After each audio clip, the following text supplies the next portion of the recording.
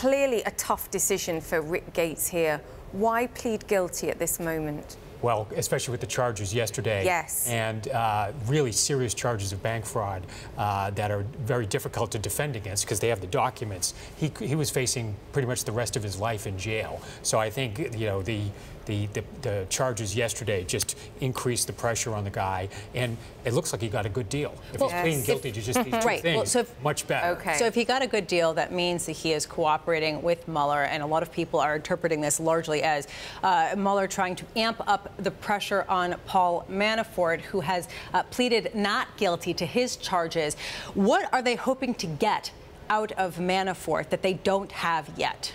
Well, first of all, let's not overlook Gates. I think Gates was Manafort's right-hand man for more than a decade and knows a lot, was intimately involved in his business dealings. So I wouldn't go, like, Manafort is a more important target for Mueller, but Gates is significantly important. And Gates was continued to be in touch and in the White House after Manafort's departure. But why is Manafort so crucial to the investigation? Because Manafort, with his history of business dealings in the Ukraine and with various Ukrainian and Russian oligarchs, is considered the main pipeline, the main node of any network that would have connected people in Moscow to people over here, would most likely have come through Manafort. So this is a significant development today.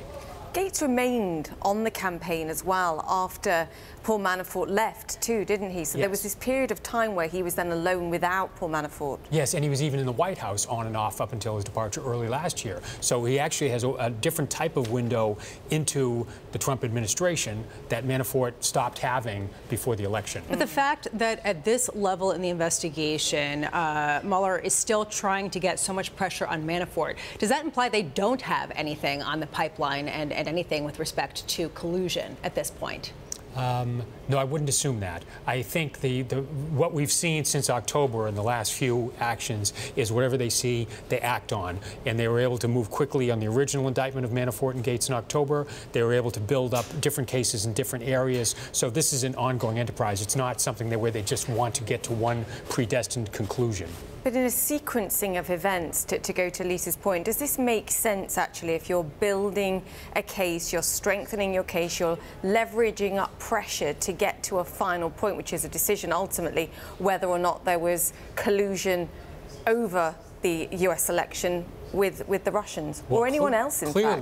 Clearly, Mueller's first actions in October against these two guys was criticized because it seemingly had nothing to do with that. However, now it seems clear that they believe there was more there and it's being hidden. And if you notice, in today's pleading, what Gates pleads guilty to is a small conversation with a congressman where the subject of Ukraine and sanctions came up.